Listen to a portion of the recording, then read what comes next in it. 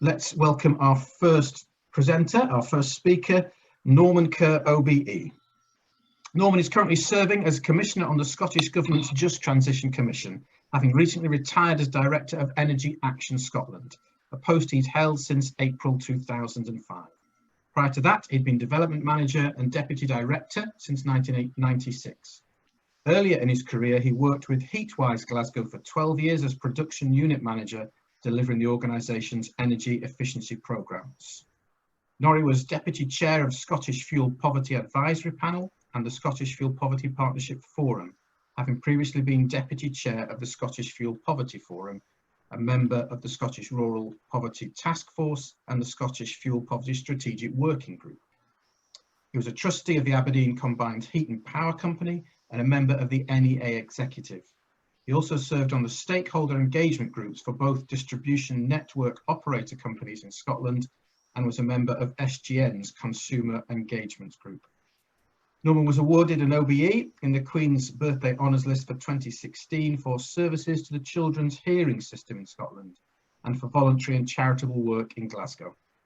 Norman served 32 years in the children's hearing system as a volunteer, holding a number of posts at local and national level before stepping down in June 2016. Norrie, we welcome you, and your 8 minutes starts now. Mark, thanks very much. I'm just checking, can everybody see the shared screen for the slides? Thanks very much. Okay, so today my hat is with the Just Transition Commission. The Commission was set up 2019, and today I'm just going to give you a quick run through to our recent report on the green recovery. We were established to advise Scottish ministers on how to transition to a net zero set of being, which maximises the economy and social opportunity, building on Scotland's existing strengths and assets. And we began our work, as I say, last year in January, and we're due to finish and provide our final report in March 2021. 12 commissioners in total, and I see one of my fellow commissioners has joined us this morning. Good morning to Tom Shields. The commissioners come from a variety of backgrounds: trade unions, environmental NGOs, academia, and a range of sectors: oil and gas, petrochemical, etc. We had three areas which are shown there. Get to net zero by 2045, build on our existing strengths and assets, and understand and mitigate the risks that could arise in relation to regional cohesion, equalities, poverty especially, and it says there including fuel poverty, and the labour market. And I think that's one that we want to focus on more, and perhaps the unintended consequences of the actions that we take. Since the start of 2019, we've been around the country speaking to people and taking some opportunities to look at what's been happening.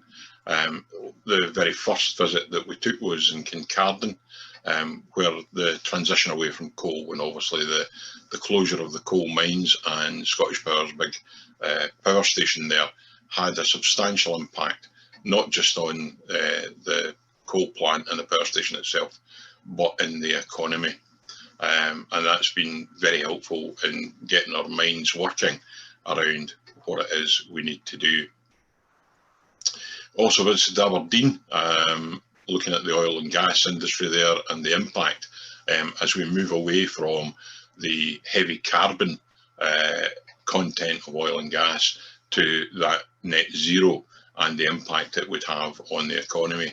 And in the bottom left hand side there, we also had a visit to Melrose to look at the impact of agriculture in our economy as well, and how we move farming away from carbon intensive to a zero carbon economy. It goes without saying that the current COVID-19 pandemic has had a profound impact on our society and the work of the Commission. Government has focused on managing the public health response, but there's been increasing attention paid to the need to start thinking about how we rebuild the economy once the public health crisis has passed. The early days of the pandemic required all the attention of government, and inevitably this meant delays in other areas of work. The climate change plan the Scottish Government had planned to publish in April was delayed to the end of this year, and also COP26, which I know eco-congregations and others had hoped to take a part in, has been postponed for a few years, or until next year, hopefully. The situation has progressed.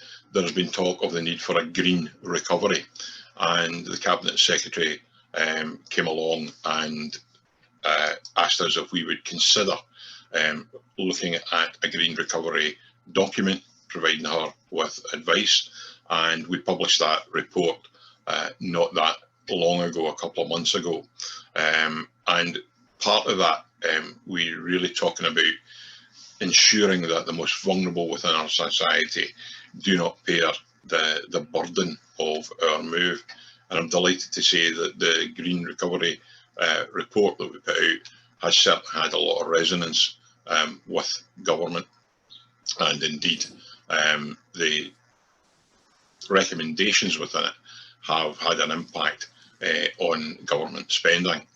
You can read the report along with our interim report by going to the Commission's web pages that are contained within the Scottish Government website. The Green Recovery Report, we had 5 very clear recommendations. The first one was a boost investment in the warm homes budget, and again I think that's most important for us today. We're looking at doubling the budget for Warmer Homes Scotland and Energy Efficiency Scotland, looking at a non-domestic boiler scrappage scheme, and that is a support for manufacturing opportunities and zero heat solutions, and more importantly incentivise households to install energy saving measures by expanding loan funding, cashback, or even equity release. All of that, I think it's fair to say, is we were pleased to see that the programme for government embraced that, and one of the things that alongside that we recommended that we back buses, public transport, support the supply chain, investing in the infrastructure, and looking at the heavy carbon use within transport, maintain and create new jobs for oil and gas. If we are suddenly converting all our vehicles to electric vehicles and we're taking away all our gas boilers, what's the impact on the oil and gas industry? How do we ensure that those jobs transition into something meaningful? And that is around aligning the skills development for young and old. It's not just about apprenticeships, it's about retraining our existing workforce who have a lot of skills, and we need to ensure that we bring them with them. And 1 minute left. No. Thank you. And the rural economy is one that we need to consider as well. And whatever we do, we need to give a clear sense of direction and attach conditions to funding. Summing up our call for evidence, we put that out and we received a number of responses. We're delighted with that, and that analysis report will be published shortly. One to look out for, we will have a further public engagement event in November, and I'll make sure that Mark, John and others have details of that and about how you can get involved in that. And of course our final advice to government in March 2021. Final thoughts I want to leave with you is it's imperative that a just transition is that governments design policies in a way that ensures the benefits of climate change action are shared widely.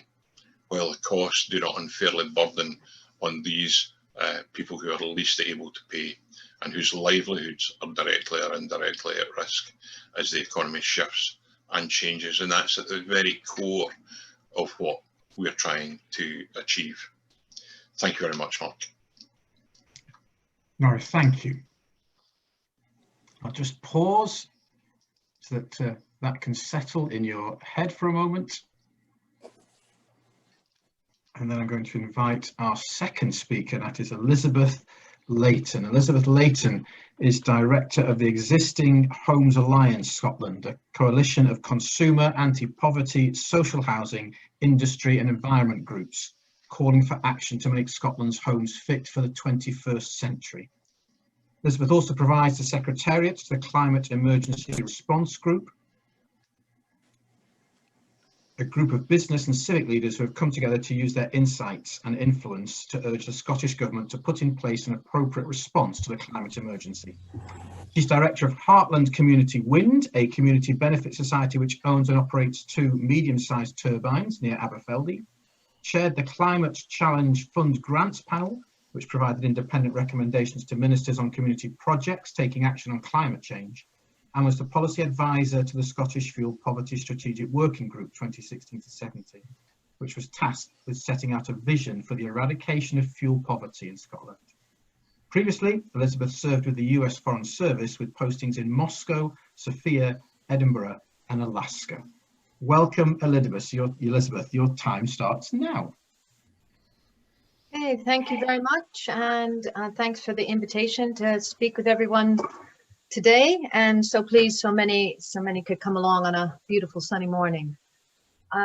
So thanks for the introduction. As I said, the Existing Homes Alliance has been quite active on this agenda. Norrie and I have worked together and some of the rest of you around the conference room today, on arguing for greater investment, and indeed, some of that has come through this year's program for government, which is very good news. So I'll move on just to, if you can move to the next slide. I forgot I'm not in control. Just to give us a little bit of context of, where do we stand now with fuel poverty in Scotland? A lot of commitment on tackling that from government, and yet numbers are still high. And indeed, this is an out-of-date map, but it gives you a sense of the extent of fuel poverty. It exists everywhere, but also the depth or the high rates of fuel poverty are focused in a lot of the rural areas and those areas of deepest poverty. And the big concern is that due to the pandemic, the Scottish Government has published research that shows that they think that an additional 5% of households, or 136,000, will be living in fuel poverty as a result of increased unemployment or more time spent working at home and therefore using the heating. So it's really shocking, because that's getting to 30% of households in Scotland. 755,000 households are living in fuel poverty, and so it's clear it's more important than ever to make this a thing of the past and improve people's lives. But at the same time, we do have to remember that there is a climate emergency, and this is an emergency that hasn't gone away despite the pandemic. It hasn't gone on pause.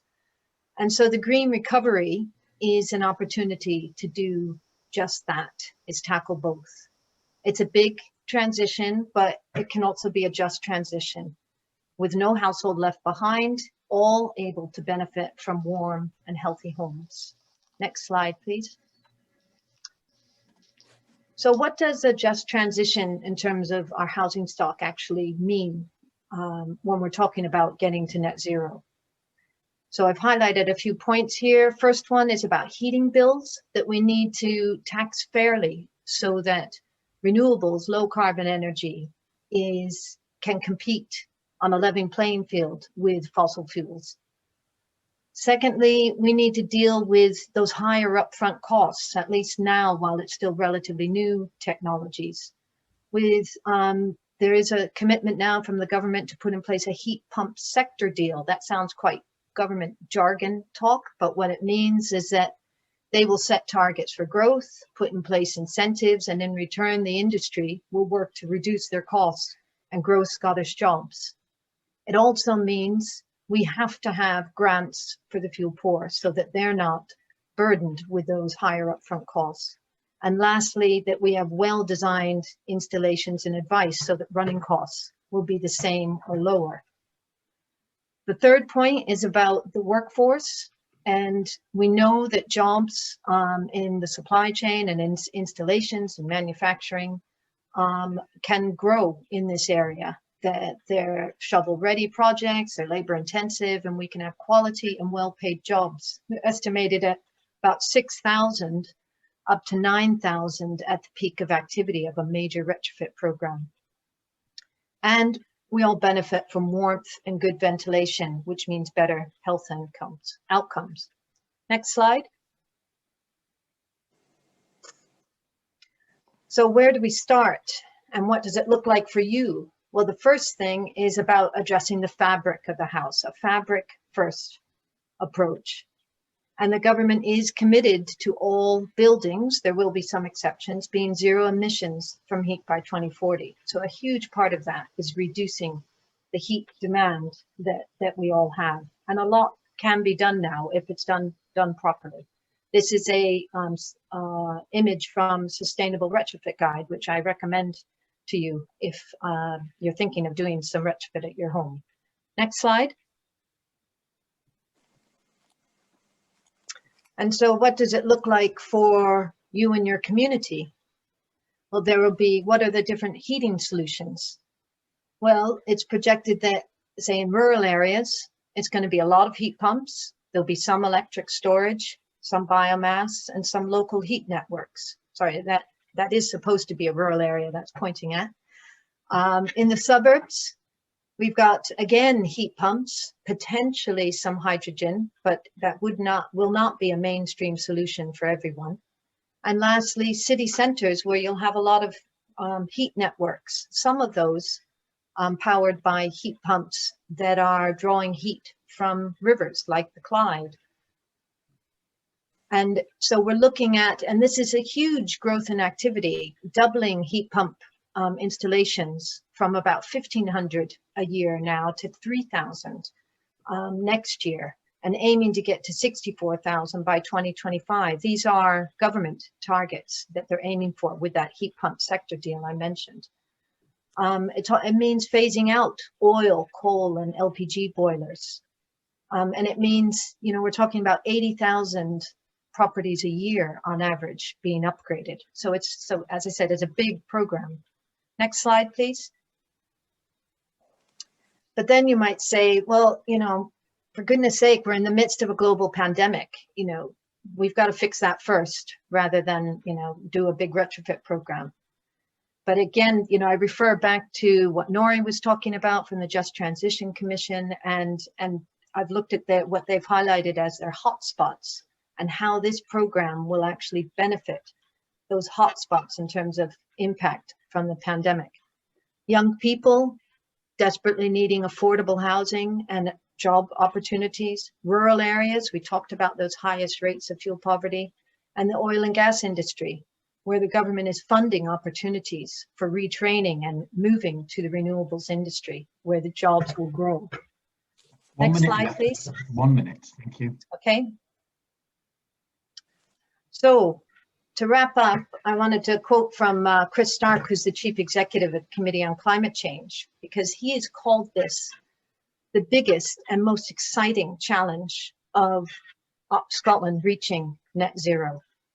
So you might ask, why haven't we made more progress? You know, what is it that we fear? Because we've done this before with the Dash for Gas, and we can do it again. So I'll just conclude with 6 points about what I think we need to do to get on with it. First is the clear direction of being set with standards and phasing out timetables of fossil fuel technologies. Second, making those low carbon heat alternatives attractive in terms of, you know, that they're affordable. Priority for the fuel poor, so that means grants to upgrade their homes, advice and support, community by community, being ready with skills and new jobs. And the last is just get on with it. We know what we need to do, so do that now and build from there. And as a start, we should double the size of the fuel poverty programs from a total of 15,000 homes a year to 30,000. People are waiting in the queue for help. We can help them now. So there's never a better time to do this or a greater need. This really is just transition in action. Thank you very much. Elizabeth, thank you. Again, we'll just pause for a moment.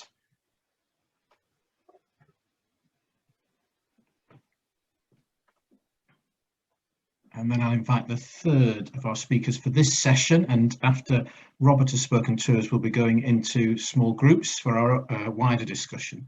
So let me welcome and introduce you Robert Leslie. Robert has been Energy Officer with Orkney Housing Association Limited, Orkney's only housing association, since November 2010, working with tenants on energy issues and also overseeing energy efficiency improvements to the housing stock. Having been a founding trustee of local fuel poverty, Thor, Orkney, tackling household affordable warmth in 2014, he has recently taken over as manager of the 6-strong staff team. He can be found at Thor 4 days a week while retaining his energy officer role with Orkney Housing Association Limited 1 day a week. Welcome, Robert. Your time starts now. Thanks very much. Do you have my slides there at the moment?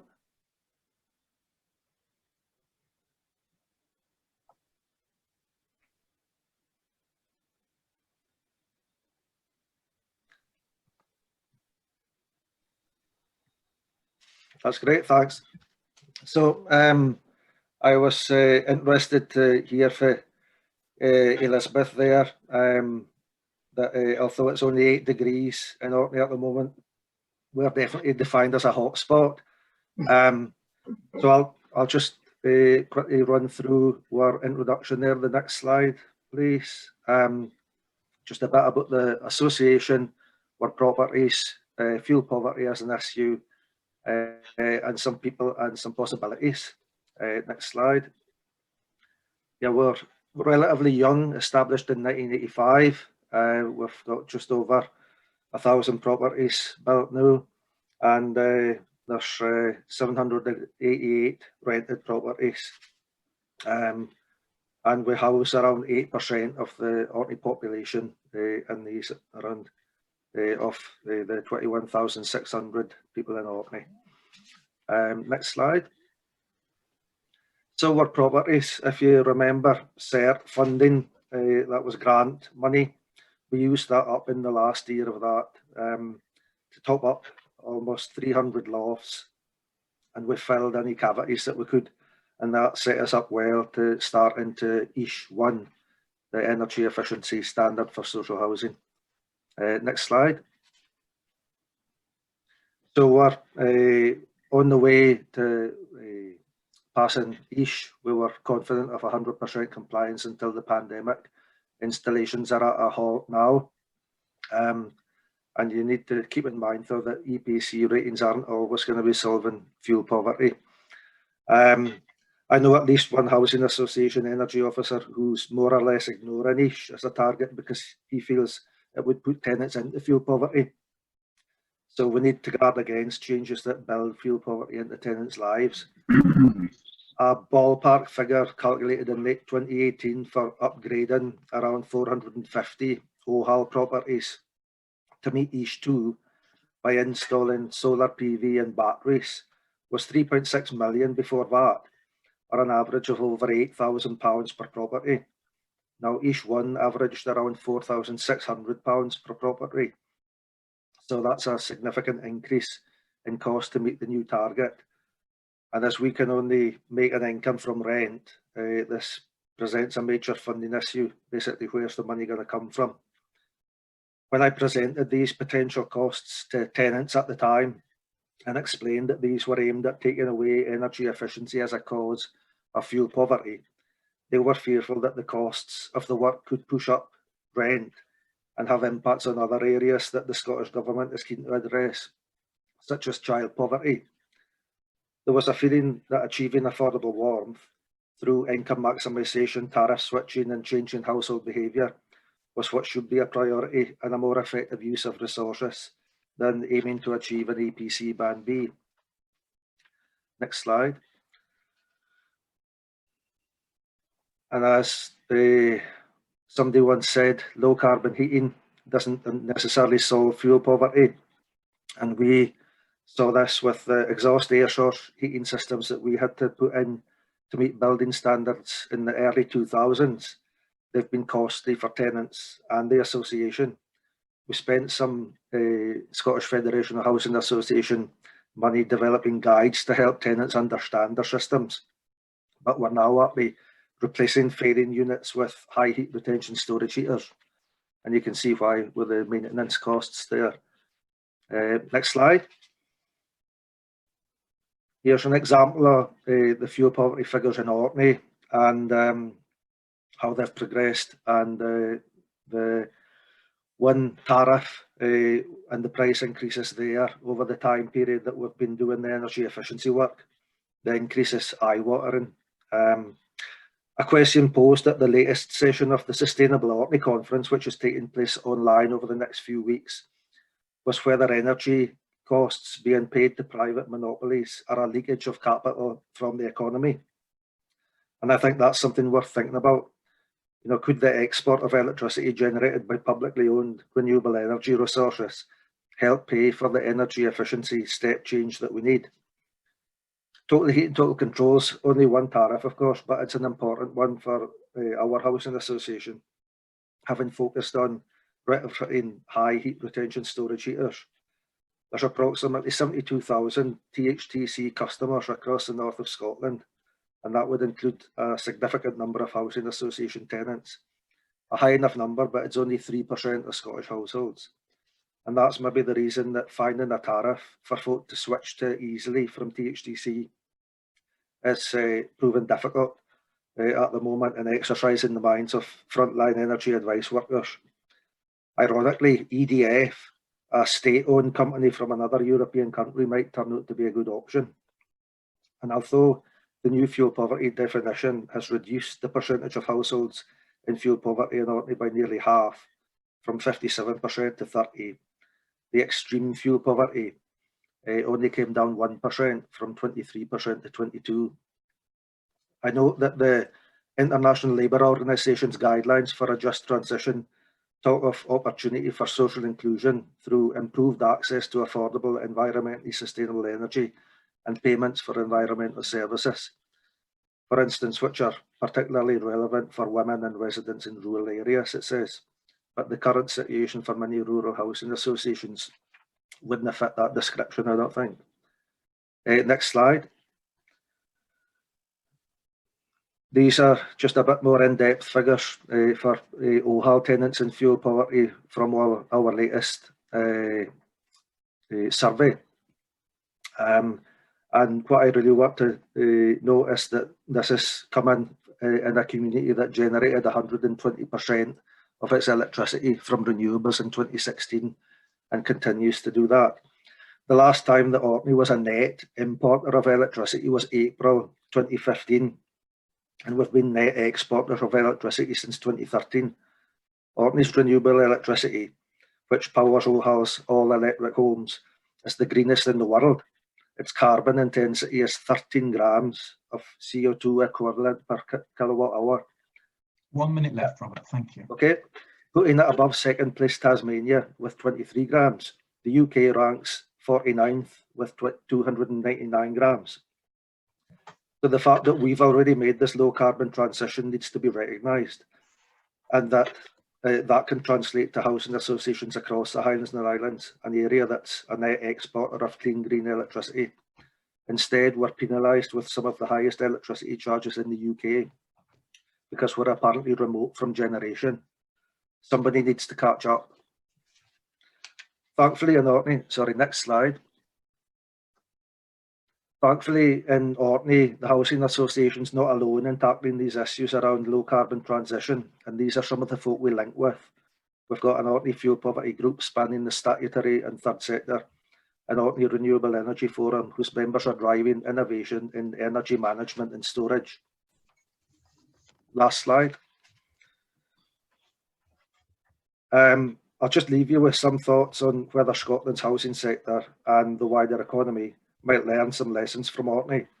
We're very aware of the fact that low carbon isn't yet able to be translated into low cost, but we are trying very hard to close that gap between the energy rich and the energy poor. Thanks very much. Robert, thank you. Again, everybody, we'll just pause for a moment, let that settle.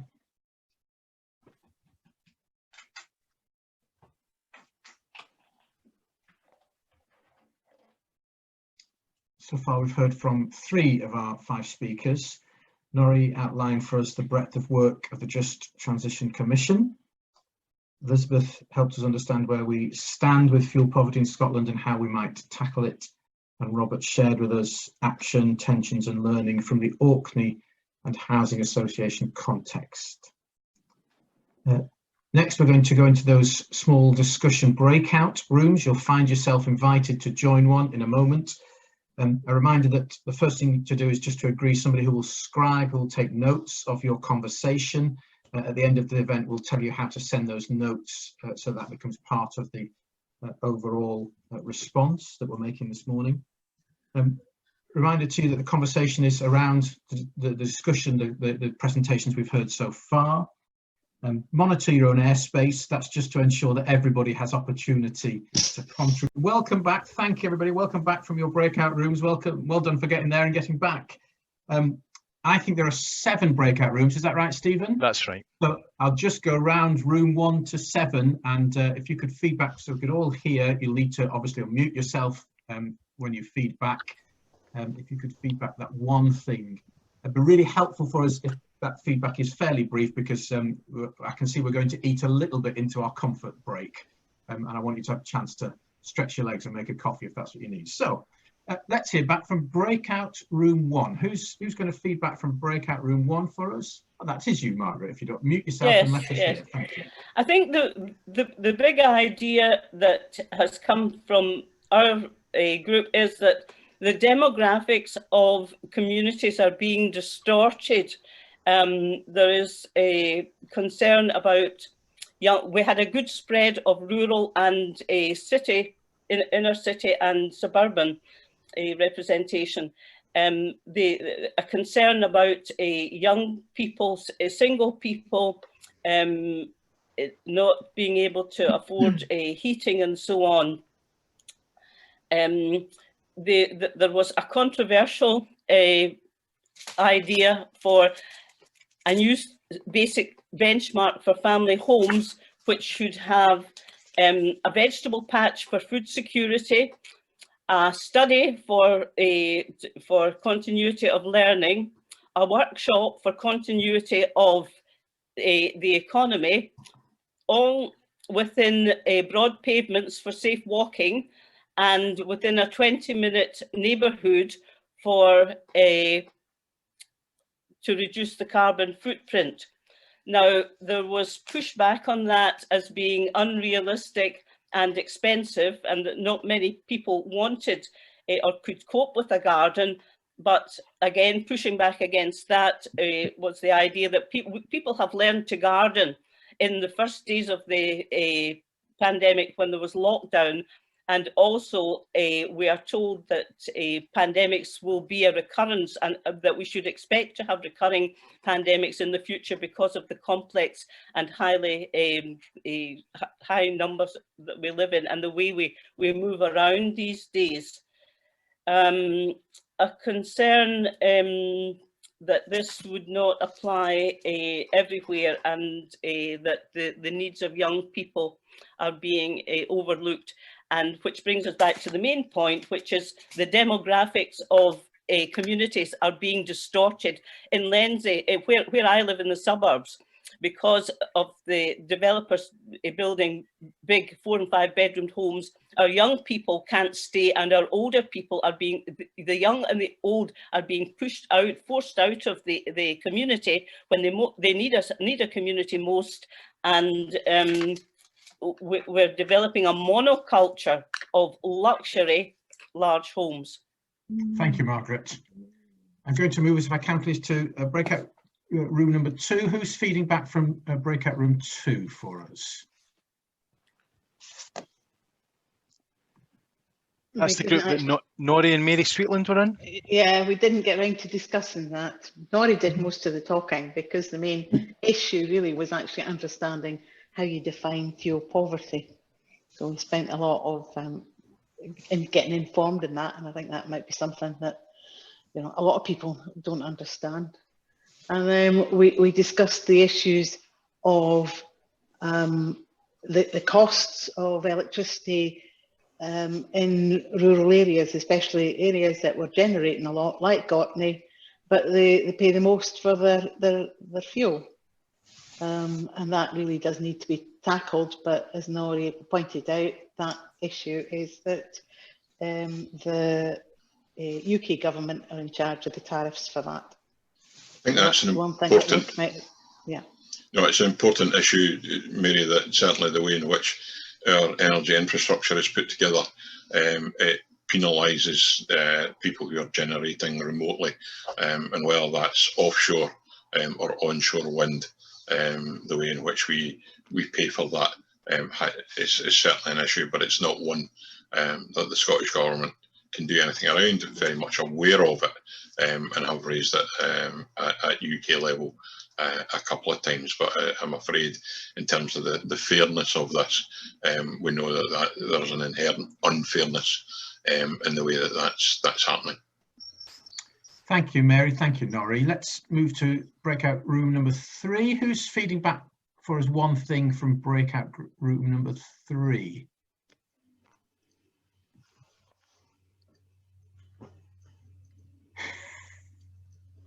That's the group with Elizabeth Leighton. Yep. Thank you. I heard a voice then. Thank you, whoever you are. It's Val Cameron. Thank you, Val. Okay, so we had quite a wide-ranging discussion, but essentially the concern was around the fact that new builds are still being built with gas central heating systems, and some new builds, large estates, only maybe 10 or 20% of houses might have solar panels, yet they could have all had them. So there's an issue about new build and stricter controls over what should be built, but also about retrofit. And as eco-congregations, we could lobby, as homeowners, most of us are homeowners or tenants, we would want to really lobby MSPs, government officials, just to show that we support the shift to greener energy for our homes. I think there might be a concern that government won't take radical steps to require all homes to have all of these things. If you own a home, you know, are you going to fit a ground or an air source heat pump? Are you going to fit solar panels? But I think we as eco-congregations could really do a lot more to show support for that and say, yes, over time with grants and support, we want all housing stock to be zero and or net emissions and eco systems installed. Thank you, Val. You got a round of applause from somebody there. I noticed on somebody's screen. Well done. Let's go to breakout room number 4. One thing from breakout room number 4. Who's going to feedback for us from number 4, please? I'm going to feedback on behalf of group number 4. So we had quite a lot of discussion around the issue of gas and transitioning from fossil fuel sources of heating, in particular gas, to much more sustainable and renewable fuel. And I think the core of our discussion was around the need for transition in its broadest sense, rather than a very abrupt cut-off. We felt it was really important that people had the education and information to know what the issues were, that they were enabled, whether they were household owners or tenants, to kind of understand the implications of transitioning, what that would mean for them. And so being able to come to realisation that this was something of benefit for them and for the kind of the wider community and indeed the whole planet. We did notice that there is a danger of setting out on one particular route and then kind of being channeled along that route that can have unintended consequences, or we can get so far along a route and then find that we can't extricate ourselves from that particular route. So that was something that we just wanted to be aware of. But see, the thrust of our discussion was really about the need to transition and to try and keep as many people on board with that discussion as possible, offering support when it was necessary, and to enable people to make good decisions for the planet. Lindsay, thank you. Let's move to breakout room number 5. Who's going to feedback the one thing from the number 5? Thank you. That's me. It's Matthew Aiken. Matthew, yeah. Well, actually, following on very neatly from breakout room number 4, our key point. I mean, we talked about loads of things, obviously, retro-insulating houses being difficult and all of that. But the point that we picked out as our main point was, again, education. This seemed to us, I mean, as a group who were interested in all the material that was talked about, but found what we just heard challenging, but also hard to grasp.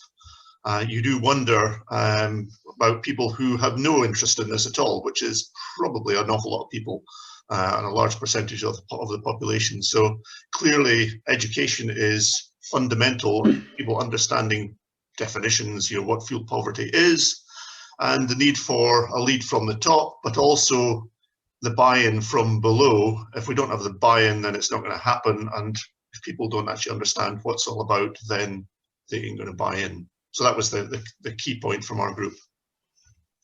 Thank you, Matthew. Thank you. Breakout room number 6. We're lovely. Looking forward to hearing from you. Who's going to feedback the one thing from number 6? It's me, Tom Shields. I failed in my objective this morning not to be the one taking notes. So I'll report. We had a good mix of people from both a rural situation, remote rural, and also a more urban situation, living in flats. So and the main message they came across was about getting the technology right and getting it appropriate for the situation.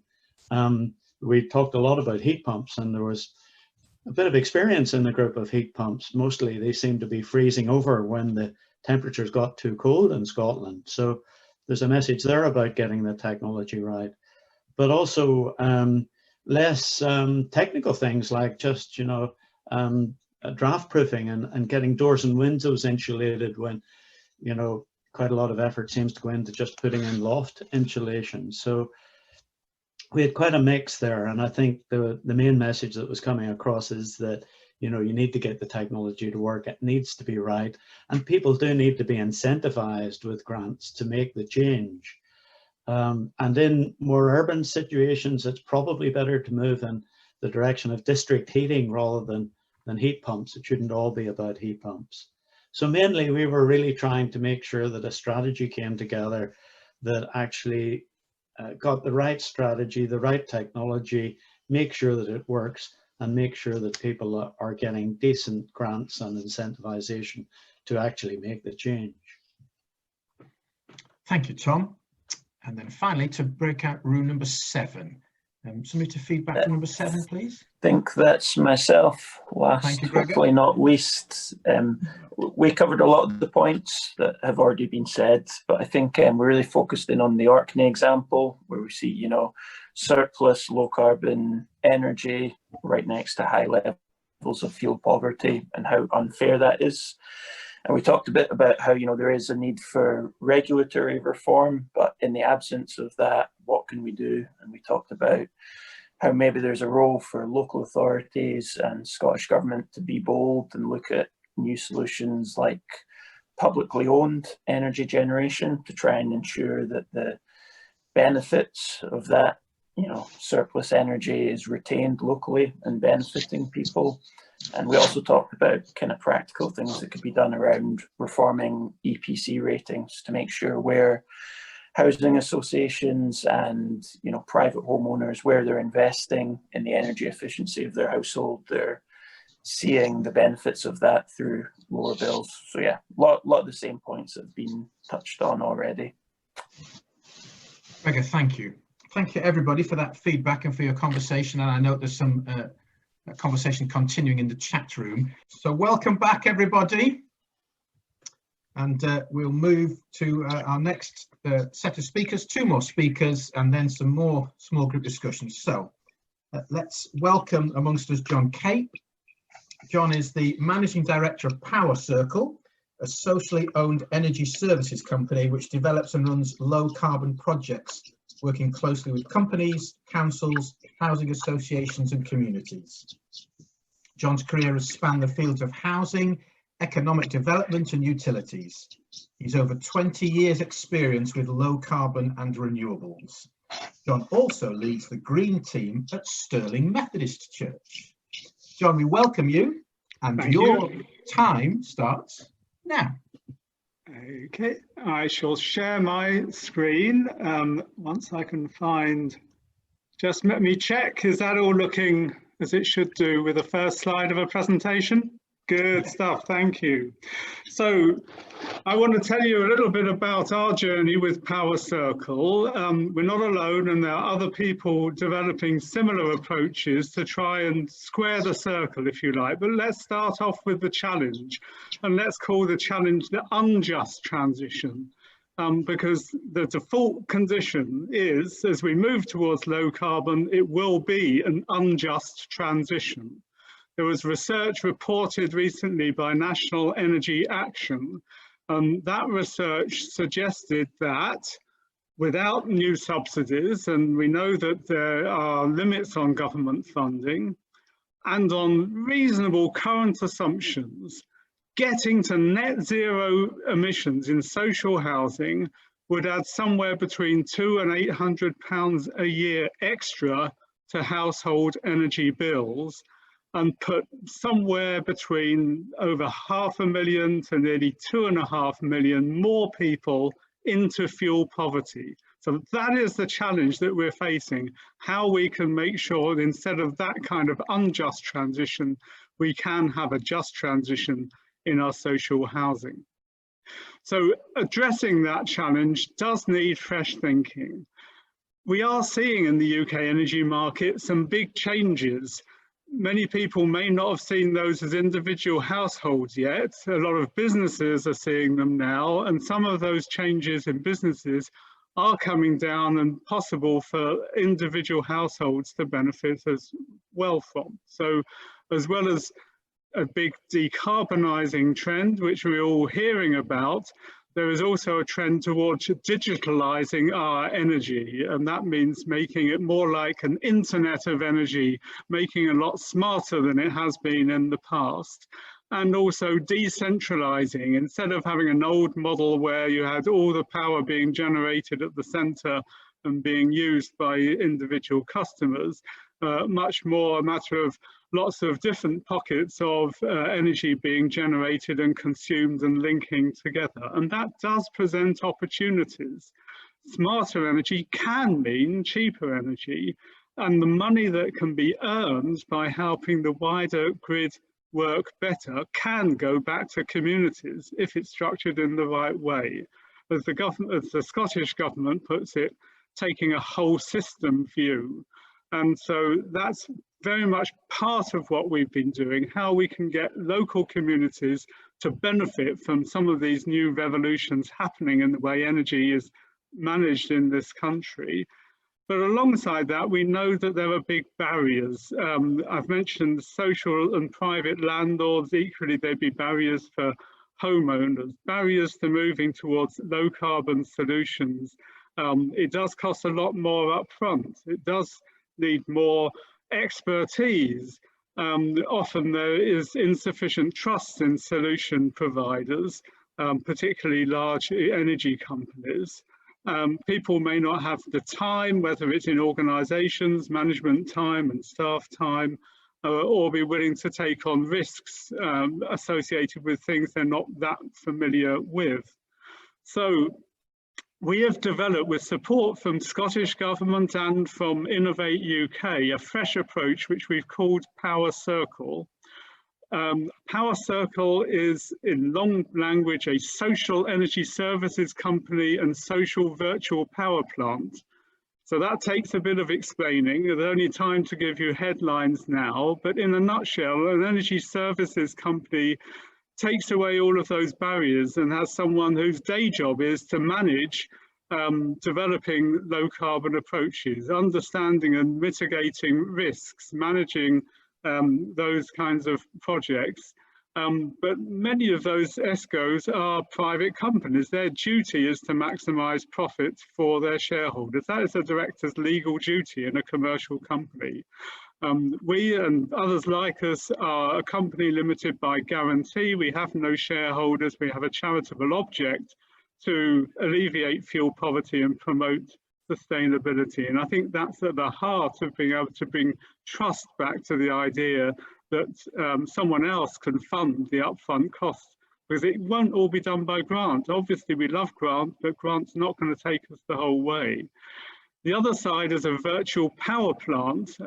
That's a bit technical, but really it means that small local energy providers, and a local authority is small in relation to a big energy company just as much as a household is small, but small energy providers can help the whole energy system work more efficiently and in a more carbon friendly way and get paid for doing it. So through this kind of model, we address the barriers to scaling up smart local low carbon energy, in particular by being able to take a whole life economics approach. I'll give you an illustration in a minute, but also to address the opportunities of this new energy world that we're entering, and enabling all sections of the community to benefit from the new energy world. So decentralizing power in an economic sense, as well as in a simple physical sense. This is our model, and I can come back in the breakout or after if there is time, but essentially we have a range of contractual arrangements as a social enterprise, both with energy users and with delivery partners and funding partners to make the system work. Let me give you an example just before I finish. We're working with Grampian Housing Association, and now I'm pleased to say also with Murray Council, on a 100-home project in Elgin that is being developed currently by Grampian, and right next door another 100-home project being developed by Murray Council. And we've called this climate positive. What we mean by that is that it will be generating a net saving in carbon emissions and providing low energy bills. It's what you were hearing that Orkney wanted to achieve for the whole island of Orkney. It's carbon positive, it's generating more electricity than it needs, but the benefits aren't going back to those households in Orkney. But this is saying we can take that approach for an individual housing development of 100 homes, and it's made possible through this fresh thinking and the new kinds of model. 1 minute left, John, thank you. Thank you. Whole life economics is the key.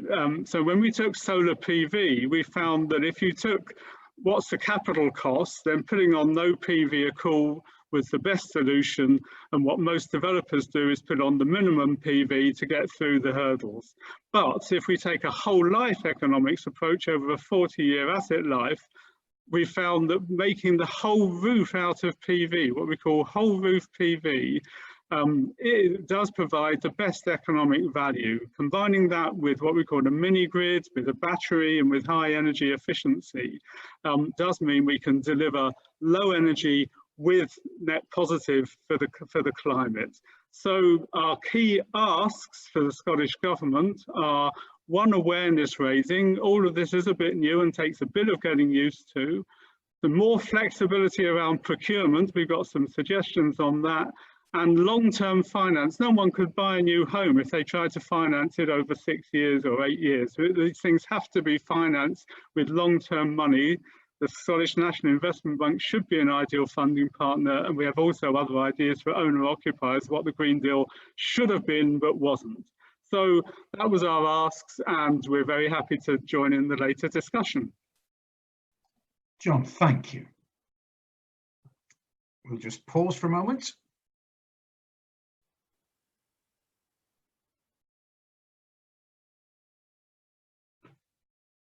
And our next speaker is Ross Armstrong. Ross is Manager Director of Warmworks Scotland, who manage the Scottish Government's National Fuel Poverty Scheme, Warmer Homes Scotland. The scheme has already helped more than 20,000 households across Scotland to save an average of around £300 per year off their energy bills by installing a range of energy efficiency improvements that are designed to help people stay warm and save money over the long term. Ross joined Warmworks as its first employee in 2015, having spent more than 15 years leading the delivery of schemes, projects and programmes in the public and private sector across the UK, all designed to tackle fuel poverty and promote affordable warmth through greater energy efficiency. Ross, we welcome you, and your time starts now. Thanks, Mark, and thanks everyone for the opportunity to speak this morning. So I will now attempt to get the technology working first of all. So hopefully everyone can see that. Yep. I will just get straight on. So what I'm going to try and do today is give a short introduction, and I'm conscious of time, so it will be short. We'll stop tour about Warmworks, who we are in Warm Home Scotland. Mark's already touched on some of that in the introduction. I'm going to focus on the delivery side, really. I'm going to talk a bit about grant schemes, about what we've done and what government programmes have done so far, and talk a little bit about some of the key successes that we've had and what we've learned and what we can build on. Then I'll look a bit further forward into the future-facing delivery, and I'll just spend a bit of time towards the end thinking about what future delivery of grant schemes and government support programmes could look like, addressing some of the assumptions and the misconceptions that I think we need to be wary of as we build future policy and future delivery. So that'll be me. So I'll go through this quickly. There's a lot of text on this slide, but it's really just an introduction. The map of Scotland you can see there, every minuscule grey dot that you can see is an installation carried out under Warmer Home Scotland in the last 5 years. So the scheme's been very busy, as Mark said in the introduction, 20,000 customers that have already received assistance from us.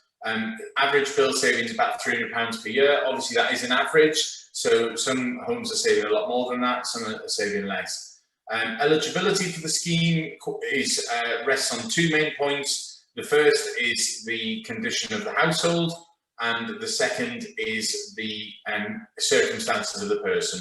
So if someone receives certain benefits and their household is energy inefficient, at the point at which we go out, they can get help from the scheme. We use local installers, 22 of them that are registered and accredited with us.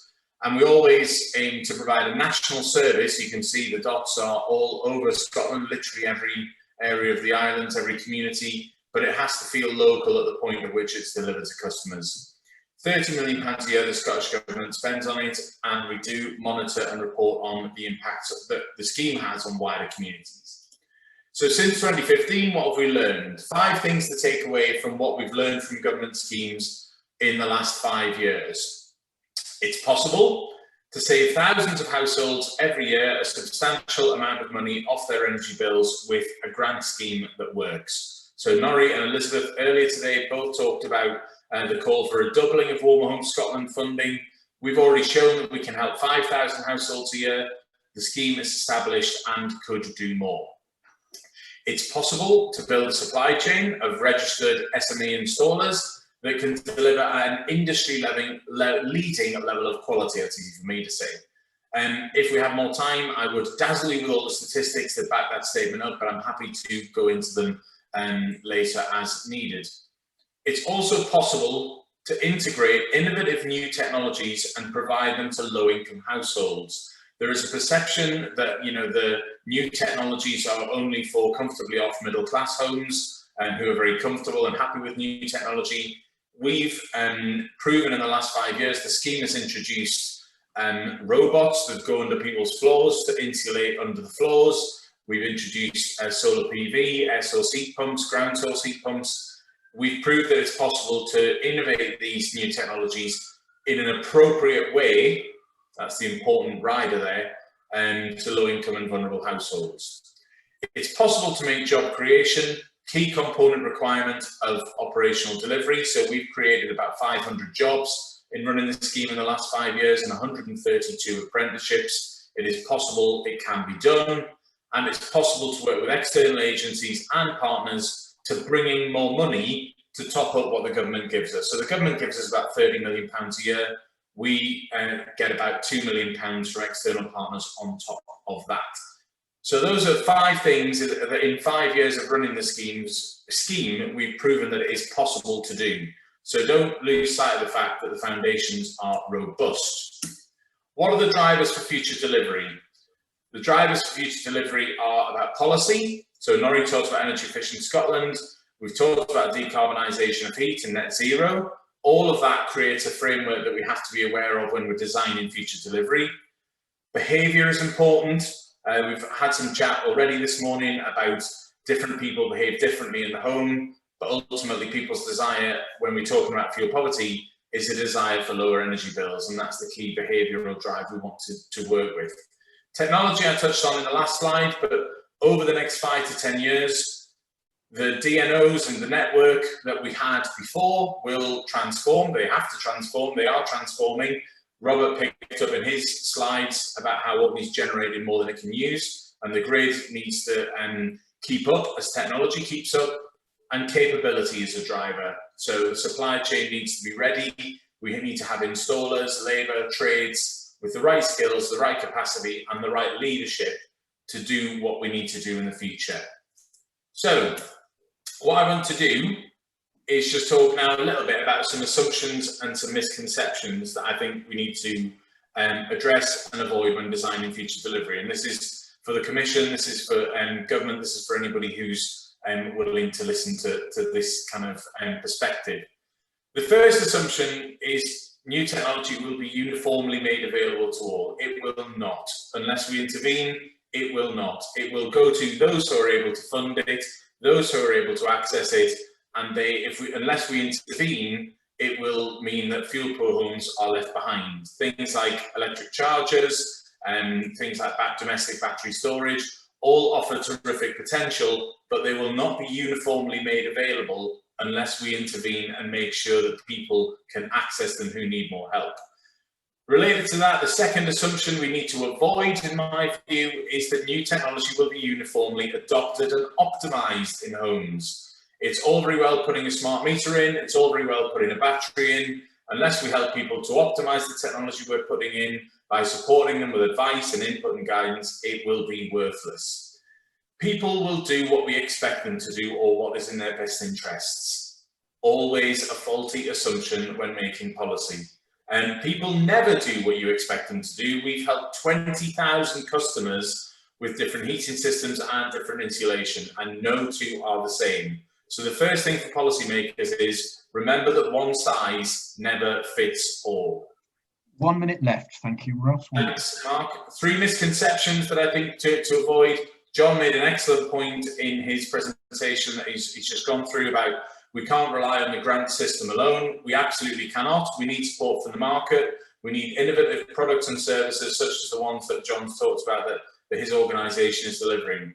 However, the misconception that the market will deliver by itself is a foxhole that government has gone down before, and I would strongly recommend that it avoids going down it again. The smart meter transition, the smart meter implementation, rollout of the last 5 years has been not successful in a universal sense because government assumed the market could do it itself. Misconception number 2 is that everybody will be prepared to make sacrifices for a zero carbon future. They won't. We need to encourage them and create the right framework. And misconception number 3 is we need to spend the next 10 years redefining the targets and the parameters for action. We do not. Adopting these assumptions or misconceptions will make for bad policy. I've only got 2 slides to go and I've got minus 10 seconds to do them, so I'm going to go through pretty quickly. All of those assumptions and misconceptions just say to you that the key points of principle for future delivery of programs have to be scalable and consistent, but flexible and personal. They have to be supported by the market, but not led by the market. There has to be real sort of integration of both forces working together. Sustainable and long term, but not deaf to the needs of the short term. That is an important principle of future delivery. And they need to be accountable, but not stymied by over-governance or an obsession with statistical perfection. And sometimes the perfect is the enemy of the very good. Last slide. There are a lot of positive lessons we can take away from what we've done so far in the last 5 years and even longer than that. I think Norrie's sitting at home going, we've been doing these schemes longer than 5 years, Ross. And there are a lot of lessons we can learn. We shouldn't throw the baby out with the bathwater. Take the platform that we've got, build on the successes that we've had as we seek to shape the future landscapes, but be wary of dodgy assumptions and misconceptions. Stick with the evidence of what works, give it the investment, give it the backing, and give it the framework, and we will succeed. Thank you, Rob. Yeah, wowzers. Well done for getting all that in. Thank you very much to John and to Ross. John, presenting to us the unjust challenge, its opportunities and barriers, and the power circle approach. And Ross presenting to us Warmworks, its successes and learning, the future drivers, assumptions and misconceptions that we must pay attention to. Thank you both. So we're going to go back into breakout rooms for small group discussion, again taking in what the latest two speakers have presented to us. A reminder to you, if somebody would please be a scribe and note that and agree somebody to feedback from your discussion the one thing that you'd like us all to hear. So you should be invited right now to join, and we'll see you shortly. Thank you. From what could do is feedback from the breakout rooms, the one thing that you want us all to hear, and that will lead us into the plenary session, other conversations, questions, comments that we want to make, particularly perhaps something we might want to ask of the speakers. And then we're aiming to just have 5 minutes at the end of what next, and aiming to end at 12:30. So let's turn to breakout group room 1. Who's feeding back to us the one thing from room 1, please? It's Wesley Paxton from Annan in the southwest. Yes, hello everybody. Yes, amongst other things, we deplored the appalling conservatism with a small c of the major house builders, and one lady said she was moving into a brand new house, but it had been built with gas central heating rather than the heat pump system, and a lot of them didn't have storage PV panels on the roof. And we decided that neither of those was good policy, but it seems to be part of the course. And the industry seems to be crippled by a massive inertia to perpetuate the status quo. We've always done it this way, and by Jove, we're going to carry on doing it this way. We will tell the customers what we think they ought to have, and we will give them no choice. Shocking. Thank you, Wesley.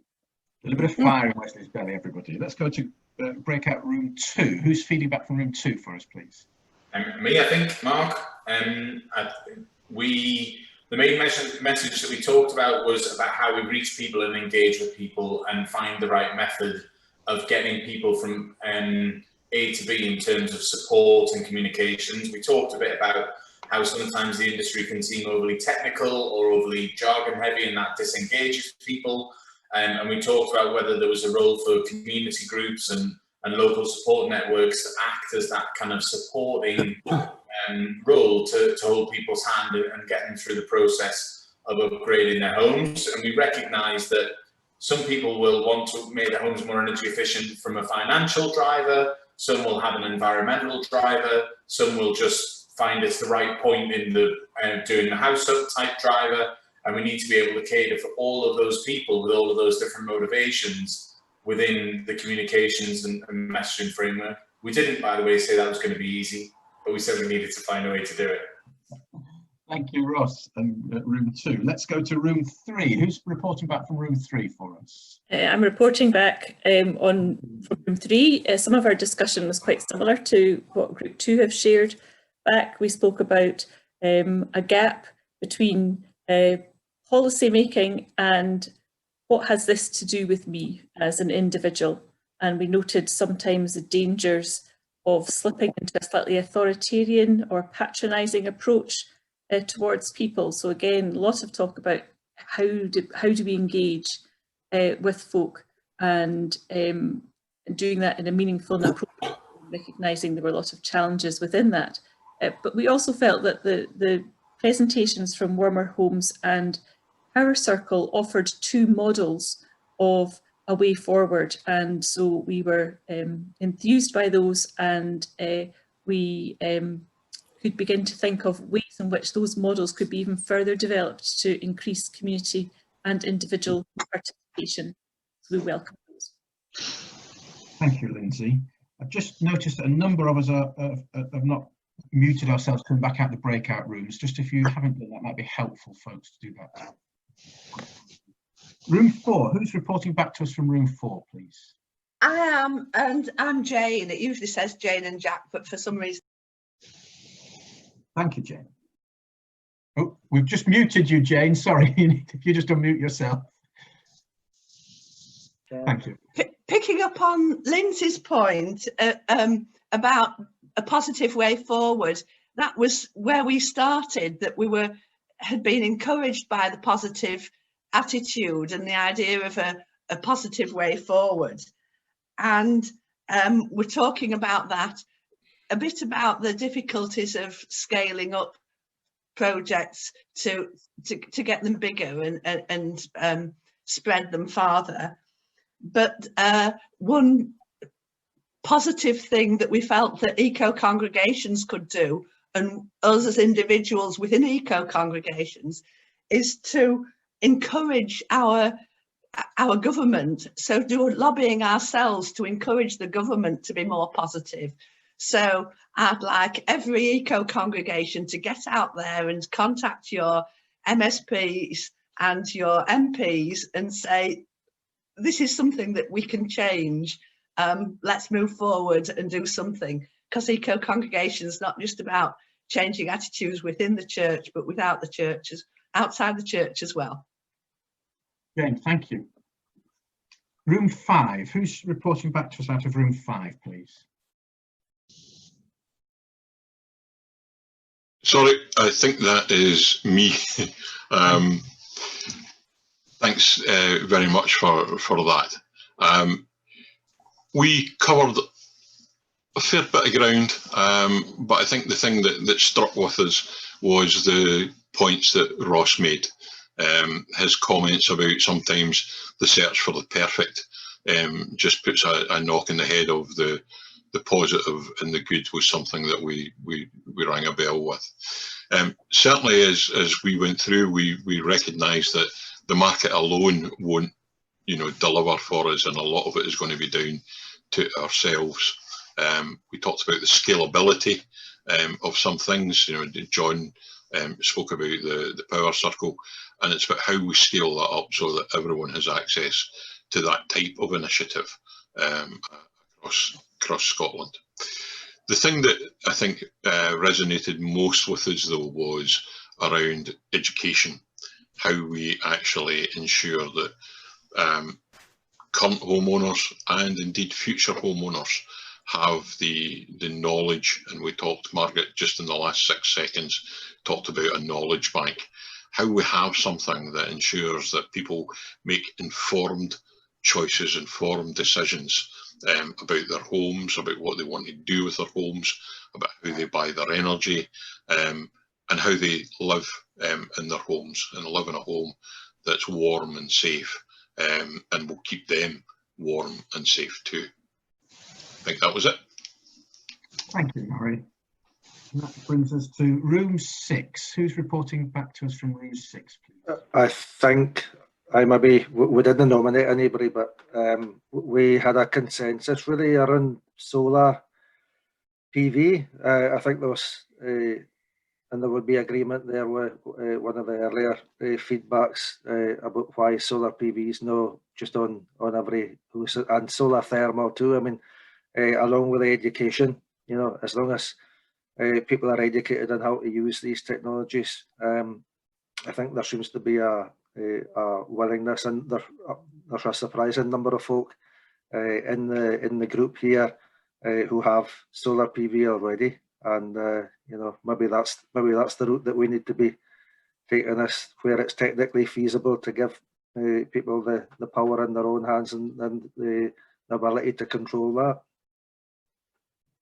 Robert, thank you. Thank you those of you who reported back to us in both our small group discussions. we're left with actually with the best part of 20 minutes for a continued conversation, a plenary session. This is the point at which any of us can make a comment, ask a question, share an experience. Helps if we keep that brief so that everybody has opportunity. I'm looking at you across two screens. I've got to flick across two screens to see everybody. So if you want to make a comment, you either need to wave your hand at me, or use, if you know how to use the raise hand function, or the raised hand in the reactions. Either way. Thank you. Let's start. Margaret Whitelaw, I can see your hand is raised. Would you like to unmute yourself, please? We've focused very much on individual houses.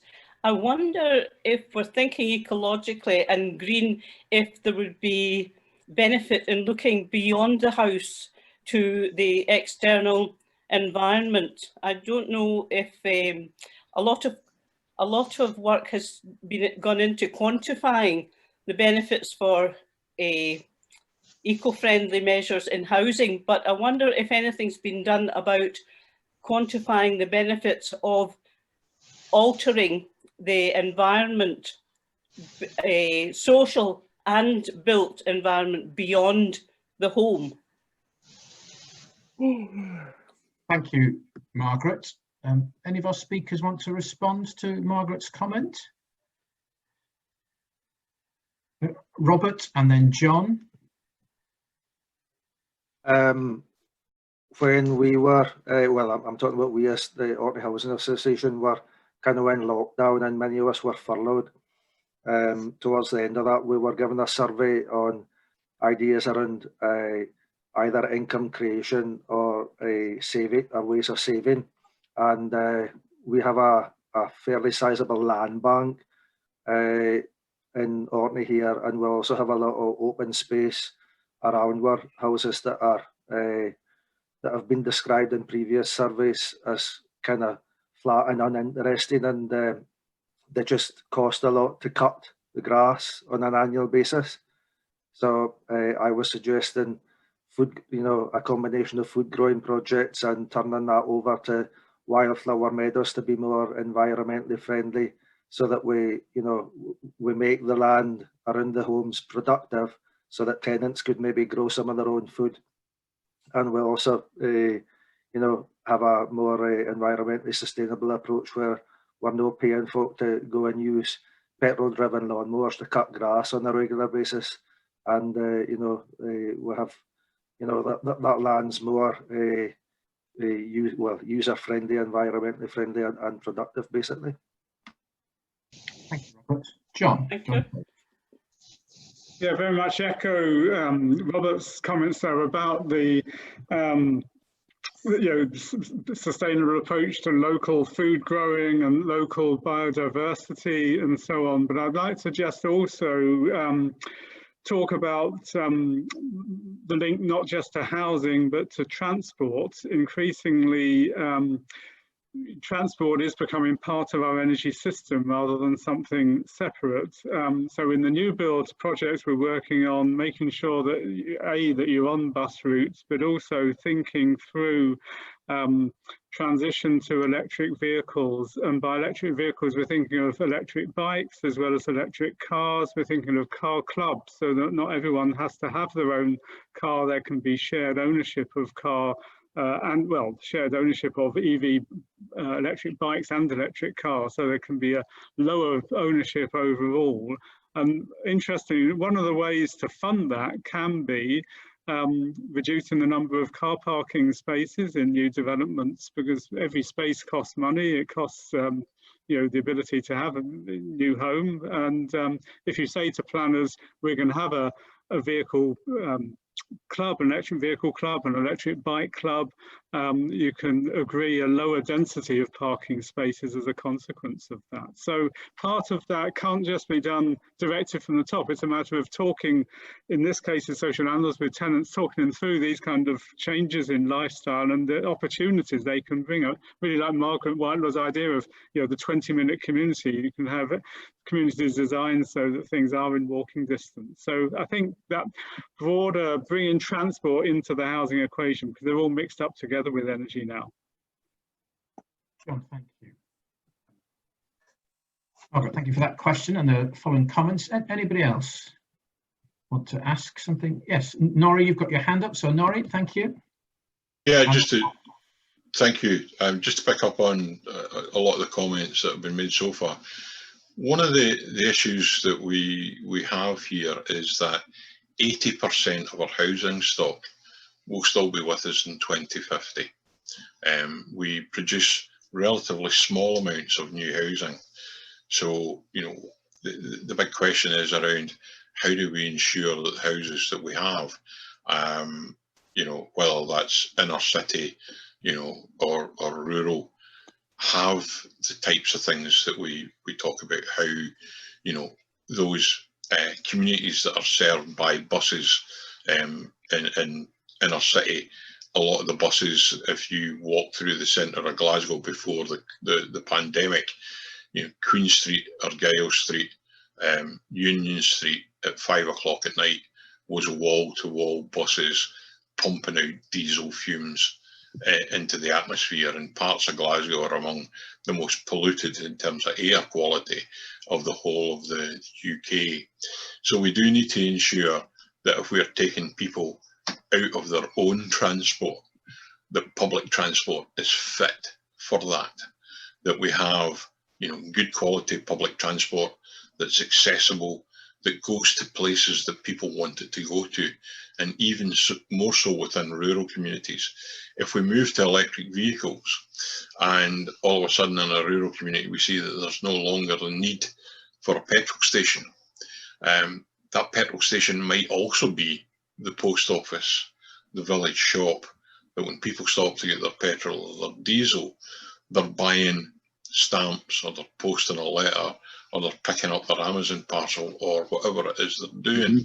And I think that's what I'm, you know, what in the Commission we're trying to do is look at the impact of, you know, whatever decision that we take, what is the impact that has further down the line. So just to keep that in mind as well, it's something may seem a really good thing to do, but what is the knock-on effect of, you know, that action that we take? Thanks. Thank you, Norrie. Walter Atwood, I see your hand, and then I'll come back to you, Margaret, in a moment. Thank you, Walter. Yes, just a thought that's going through my mind.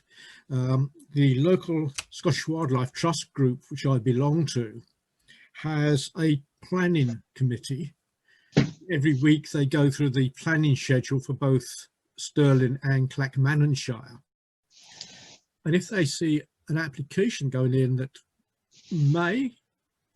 probably does have a detrimental effect to the biodiversity area, they put in an objection or a suggestion of how it may be improved. I just wonder what would happen if there was a similar type of group that looked at all the planning applications for housing and then made suggestions to the council. We've had some suggestions like having south-facing roofs, fitting solar panels as standard to new builds rather than retrofitting, and just keep on pressuring that point to the planning committees may have some effect. And it may have some effect on the developers, because they begin to see that there is perhaps a benefit on them actually being upfront and doing something first rather than leaving it to another thing. And the same can also go for the planning applications for housing that's already built, that how, if you make suggestions of how you can improve the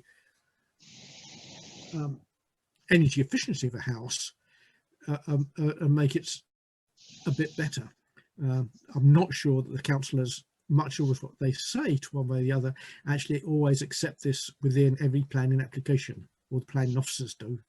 So just an idea of whether there is a place within our group of a group of people involved in planning. It's a lot of work.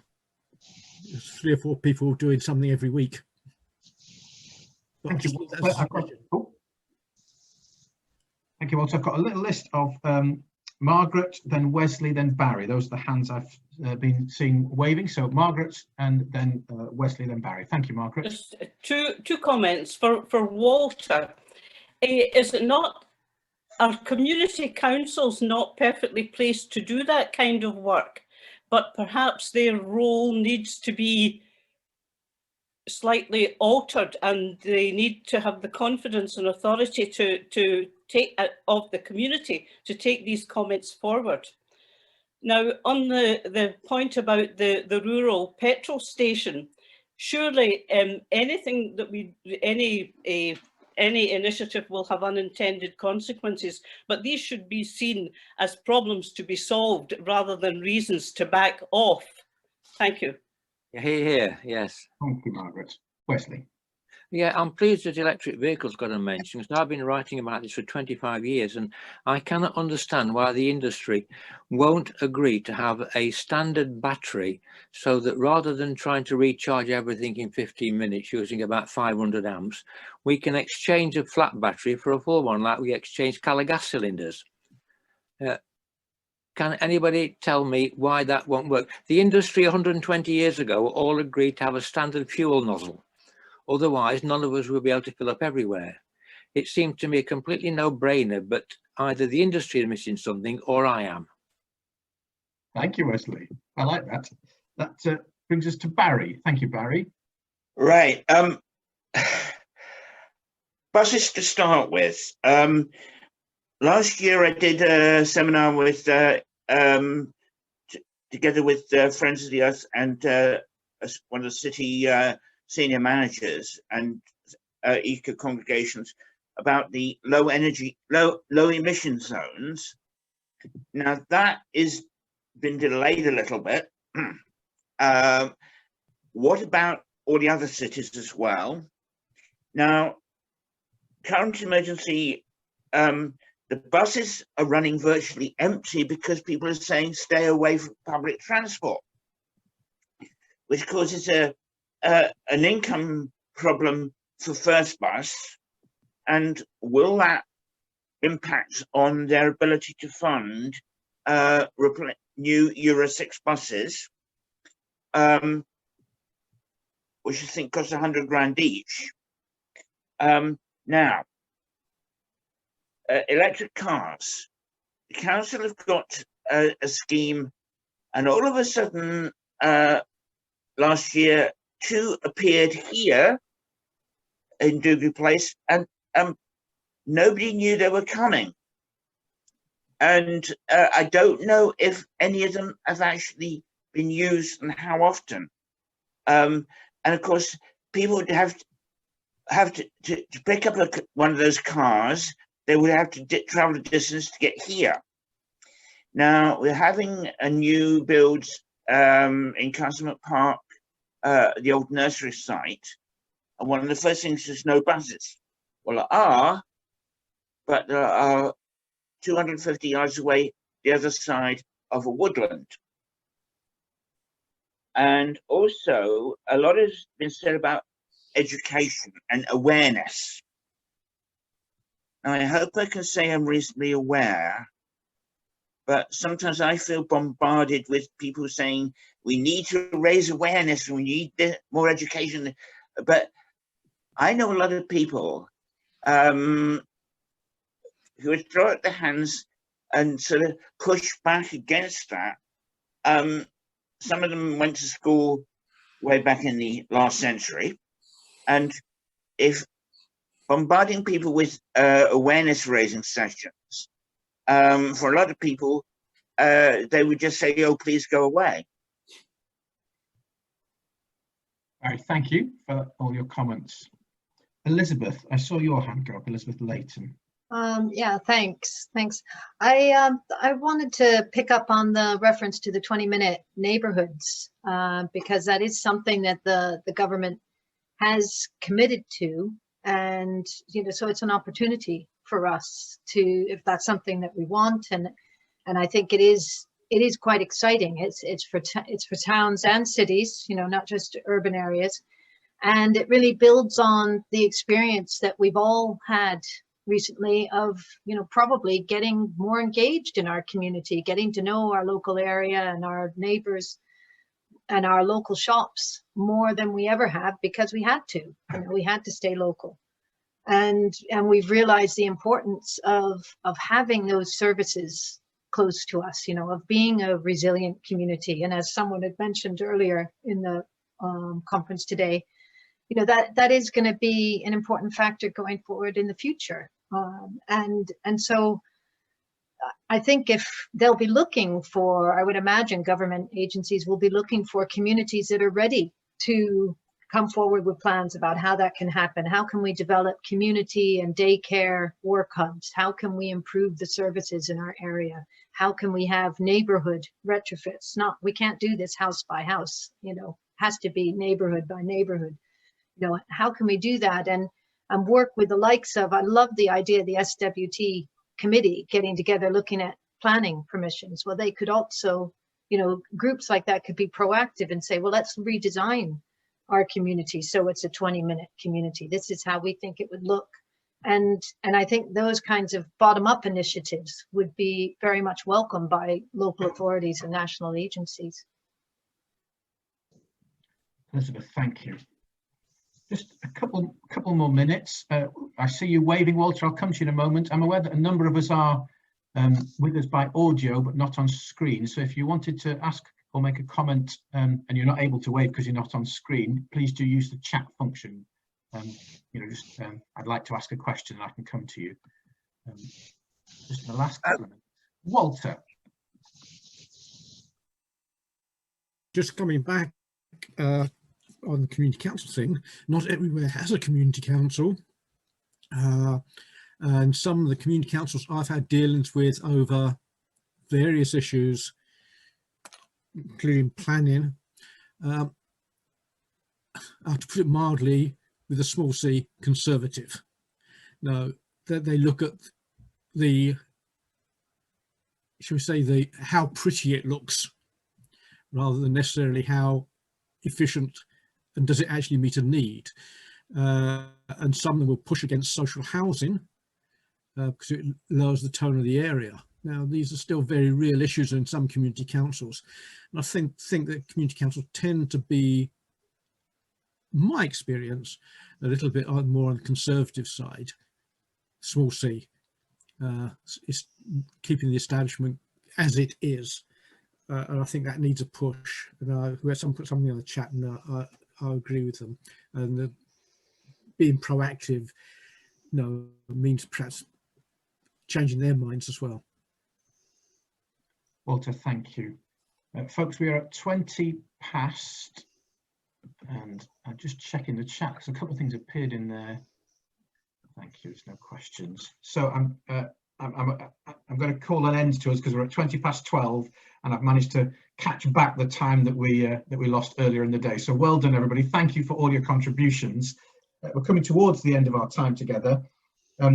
We've got just a 5 or so minutes to think about next steps. So I think I'm turning either to Norrie or to Lauren, who are going to talk to us about how we email those notes from our small group discussions, and also about any other written input to the Just Transition consultation. So I think I'm turning to you first, Norrie, and then to Lauren. Is that right? Thank you, Norrie.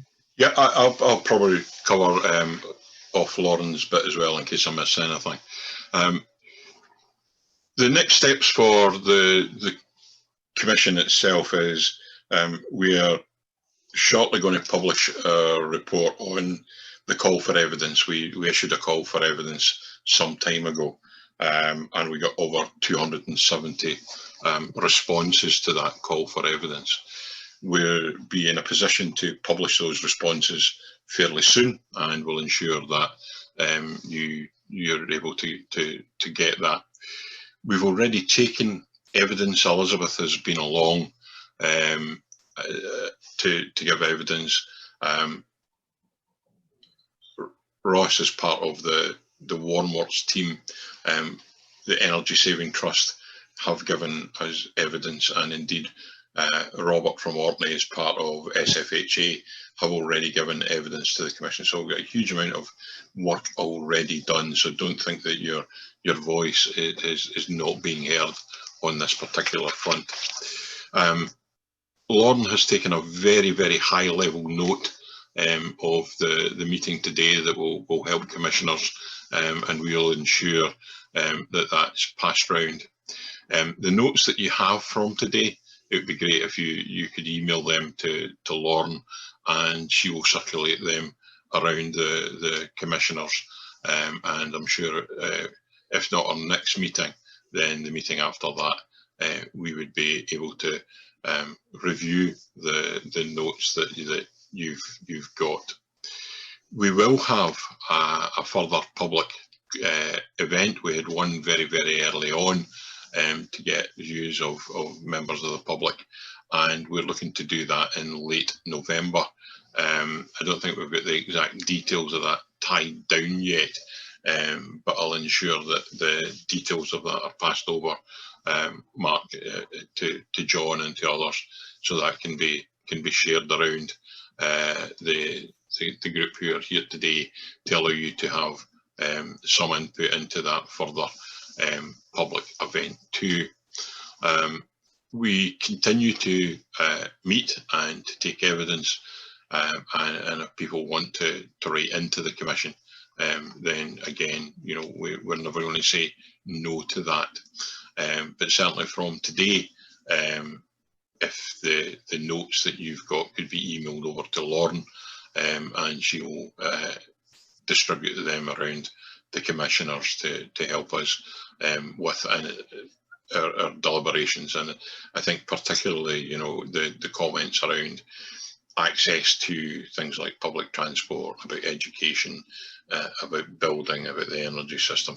These are all things that are already in our mind, but the fact that they're also in your mind shows us that we're on the right track with that too. So be very helpful to have those notes as quickly as you can. I'm not saying, you know, by Monday morning, but, you know, certainly if you get it to us over the next couple of weeks, that would be very, very helpful indeed.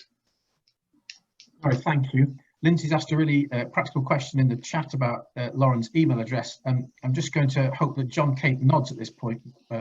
We'll send you, those of you who have attended, the correct email address to use for Lauren, and we'll send you the slides that the presenters have used this morning. And John's giving me a nod, so there you go. That's our answer to that.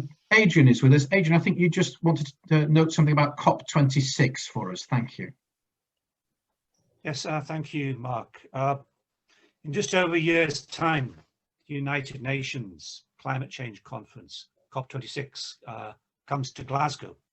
An enormous event, hugely important in terms of driving forward the climate change commitments made at Paris in 2015.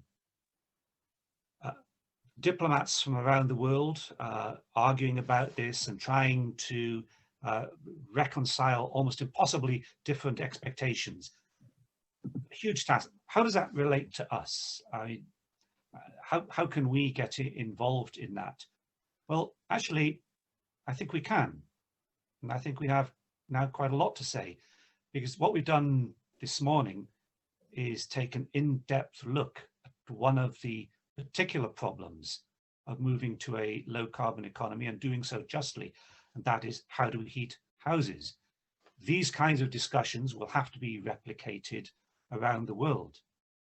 And while we've seen here this morning the problems are enormous and technically difficult and human issues, what is so impressive is the level of expertise, the level of experience and skills on evidence in this virtual room we're sharing, but maybe above all, the commitment of participants here to make this happen in Scotland.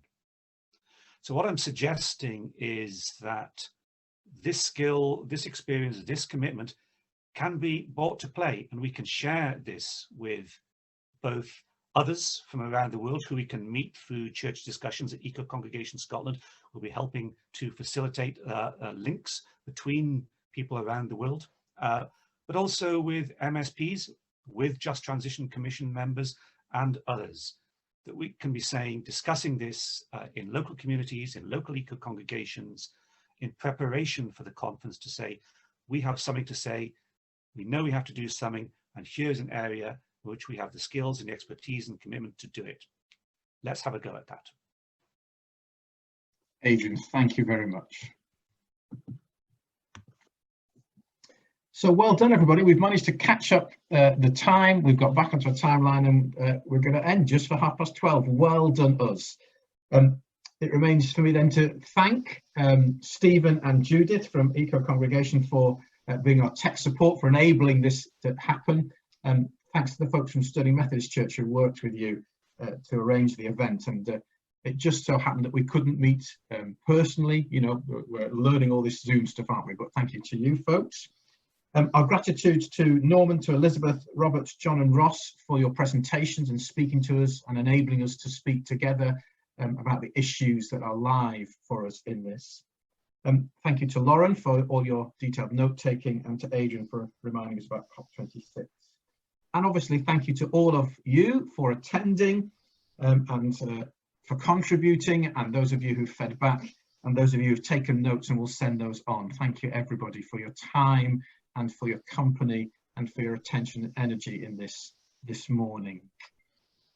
That brings us to the end of our time together. So when I say the end of our time, it's not that we'll never meet again, I just mean in this particular context and focus. So thank you everybody for your time and your company.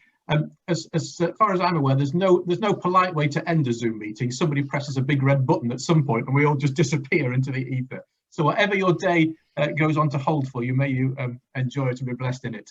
I believe, Stephen, that we are going to leave the Zoom meeting open just for a short time for social comments, but you know, folks might want to chat to each other. So if you want to have a chat with anybody else socially, by all means, please stay on the line for the next 5 or 10 minutes. But a number of us will be disappearing as we've got other things to go to. So thank you, everybody. Have a great day. Goodbye. Everybody wave, smile and wave. Goodbye. Thank you. Thanks very much, Mark. Thank you very much. Thank you very much, Mark. Thank you. Can I thank you specifically for your chairing of the meeting? We've had a lot of comments about how well chaired the event was and how we could all participate. So thank you to Mark specifically for a very well chaired meeting and for the support of the Methodist Church in Scotland. The meeting's going to be staying open. If anybody wants to have a chat, if you want to get in a breakout room with anybody you've met for a further discussion, we can facilitate that as well. But thank you everybody for participating. We'll obviously share the presentations after today. We know there's a lot of interest, and obviously the questions in the chat will be following them up as well with the Just Transition Commission, who I'll thank again for their support for engaging with us in this wider event for today. Okay, thanks everybody. As I say, we'll keep ourselves open. Get in touch with myself if you want to go into a room with anybody particularly, or if you just want to have a chat in this virtual hall that we're left in at the end of today. Thanks again. Thank you. Stephen, I want to embarrass someone. Who are you going to embarrass this time? Can you guess? Because this is actually about Adrian's last event as a Church of Scotland person. Because for those that don't know, Adrian leaves the Church of Scotland next weekend. Is it next weekend or is it another fortnight, Adrian? But I think we should all wish him the best for his future. He will continue working for Eco Congregation as a volunteer over the next few months to take us up to the COP. So we're not losing that experience, but the contribution Adrian has made to Eco Congregation and to the Church of Scotland's climate change officer has been superb. And it's all the best for the future and your great plans of living in Argyll and doing some further studying and things. But keep in touch. Absolutely. Congratulations. Well done. Thank you, Mary. I can join the ranks of the unpaid volunteers. Norrie, you're in that position now. Yeah, it's a great place to be, Adrian. Yeah. Mary, you must tell people about your eco house. Look at that. Yeah, well, it's in the background. I've just left it there as my passive house that does work in Scotland. I've only had the fire on twice this year so far, well, this winter. Yeah. When the temperature in the house drops below 18 degrees, then